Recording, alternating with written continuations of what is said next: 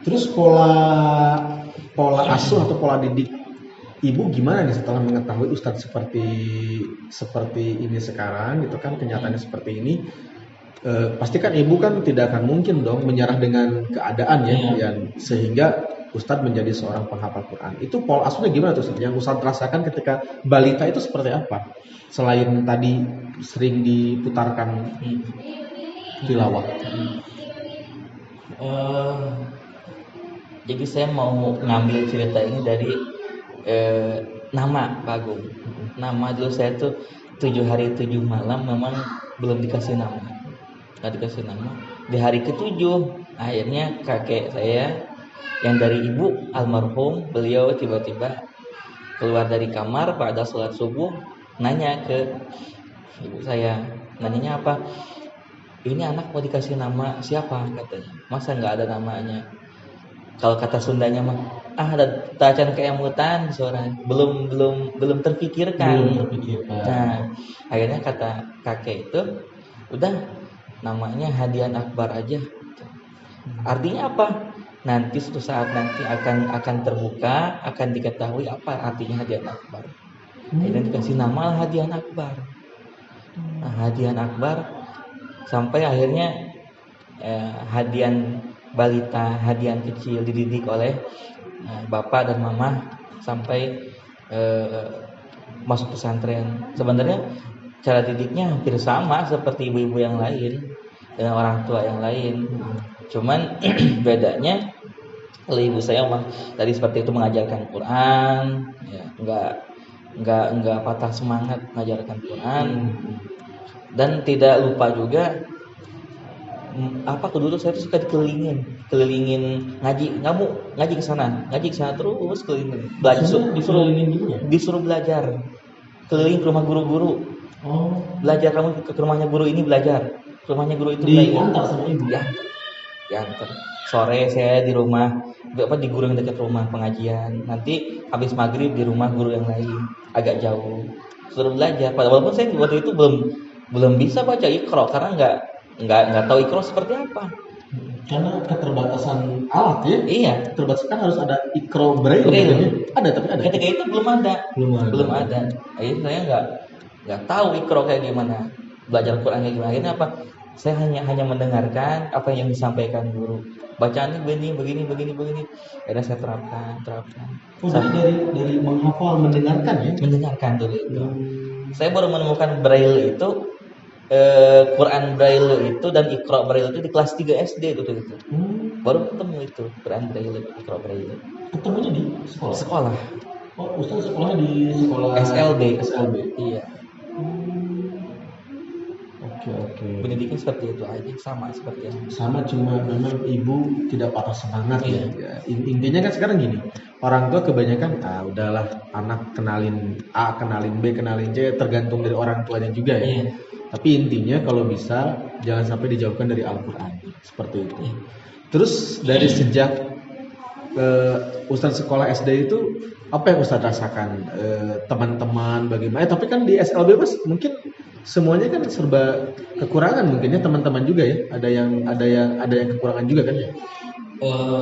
Banyak. Bahkan ketika itu di SD selama 6 tahun saya menjadi satu-satunya siswa tunanetra. Satu-satunya? Iya, yang lain temannya tunarungu, tunagrahita, tunadaksa, bahkan autis. Kalau tunarungu itu tidak bisa mendengar. Nggak bisa mendengar, nggak bisa berbicara. Oh, tunarungu namanya ya. Kalau tunadaksa? Tunadaksa itu fisik, jalannya, terus tangannya, jalannya kurang sempurna. Tunagrahita itu yang keterbelakangan mental. Kalau yang wajahnya hampir mirip semua itu tuna apa itu? Atas ada ya. Apa Yus ya yang wajahnya itu hampir sama semua sedunia itu? Apa ya? Saya pokoknya itulah. Mungkin itu sekolah di SLB juga. Oh, Ustaz sesuatunya yang tunanetra satunya. Jadi saya di kelas itu sendiri. Saya di kelas sendiri, gurunya 5. Iya. Saya sendiri, gurunya 5, ganti-gantian kalau ngajar. Beliau dipisahin gitu. Iya. Oh, jadi setiap tuna itu enggak disatuin? Enggak. Bisa digabung hanya tunanetra dan tunadaksa. bisa digabung. Iya, iya. Karena secara pemikiran, otak pun dua-duanya sama-sama normal, hanya berbeda kelainan fisik aja. Yang tunanetra Dan fisiknya tangan atau kaki, kalau tunanetra mata. Oh iya, Ya, iya. gitu. Kalau tunagrahita sama tunarungu memang susah ya, agak-agak susah. Iya. Ada kejadian lucu nggak ketika sekolah di SD itu, Ustaz? Banyak sebenarnya. Apa tuh kejadian lucu yang Ustaz ingat? Saya dari SD ini udah dulu sama guru-guru udah diajarkan caranya berdagang. Saya udah diajarkan bagaimana bergaul dengan yang beda fisiknya. Nah, kadang-kadang ya namanya anak kecil Pak Agung. Saya kan jahil. Jahil. Belum apa udah ketawa ini. Ya kan saya punya teman tunadaksa. Iya. Kursi roda kan. Naik kursi roda. Kan. Saya orangnya gitu, jahil. Saya yang dorong kan. Yang dorong tabrakin aja ke pintu. Lagian ada saya, kenapa kamu minta didorong sama anak tunanetra? Tapi memang itu bercanda ya? Bercanda, emang begitu. Masya Allah. Itu soal tunanetra. Iya benar ya. Terus udah Ustadz ini kan gini Ustadz, tunanetra itu kan ada yang memang sama sekali tidak bisa melihat, ada yang ngeremeng-ngeremeng, ada yang bisa melihat tapi buram gitu. Ustadz termasuk kategori apa? Saya total. Oh. Total. Terus untuk WA WA ketik WA atau itu gimana? Ini memang handphone saya ini handphone biasa Samsung, cuman saya tambah aplikasi untuk pembaca layar. Diaktifkan talkback-nya. Jadi nanti apapun yang saya sentuh, apapun yang saya tekan akan berbunyi. Gitu. Jadi kalau ada pesan, kalau orang bikin status nih, Ustaz tinggal tekan nanti dia yang ngomong. Tapi kalau gambar gimana? Kalau gambar itu harus ada aplikasi pendukung yang lain supaya bisa membaca gambar. Terus luar biasa sekarang. Iya. Sampai segitunya. Iya. Teknologi. Iya. Bahkan orang-orang itu nyangka gini kalau ada yang chat saya, Pak Gung. Setadian ini antum atau adminnya katanya. Saya disangka admin lagi. Iya. Saya sendiri gitu, saya hadian gitu saya nggak punya admin lah, kok bisa katanya itu ngetik di WA terus buat story IG. Terus kan biasa juga saya punya WA, punya Facebook, punya IG biasa sama seperti teman-teman lain. IG saya followersnya baru 1.800-an lebih. Punya alhamdulillah.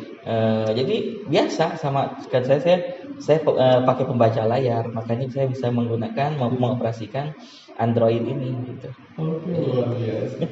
Saya jadi ingat ini, kenapa saya tanya itu Ustaz? Jadi saya pernah dengar cerita almarhum Kiai Haji Abdul Rahman Wahid, ceritanya Gus Dur. Beliau itu ternyata dulu bisa melihat beliau dulu itu. Cuma ketika masih kecil kacamatanya udah tebal. Kata salah satu kiai, beliau itu dulu kalau nggak salah mantan ketua PWNU Jawa Tengah kalau nggak salah. Jadi dia itu sempat melihat Gus Dur waktu kecil itu, bacaannya itu udah The Satanic Version. Jadi buku bacaan orang dewasa sudah dia baca. Dan almarhum Gus Dur itu luar biasa. Dari sejak lapangan terbang Halim sampai Surabaya itu udah tamat buku itu. Setebal itu udah tamat beliau itu. Bahkan yang paling luar biasa katanya, kata kiai yang bercerita ini, ketika di haul Gus Dur itu, dia kirim surat sebagai ketua PWNU, kirim surat ke Gus Dur sebagai ketua PBNU ceritanya dulu. Ngirim surat itu Ustaz, surat itu sama Gus Dur cuma ditempelin ke muka, digeser ke atas dari bawah, seperti scanner. Dan dia Gus Dur menanyakan poin per poin yang ada di surat tersebut. Luar biasa. Itu suatu kelebihan yang memang, makanya kata kiai tersebut, mungkin kalau kita nyari orang seperti Gus Dur itu sulit lagi katanya, karena memang beliau itu single fighter.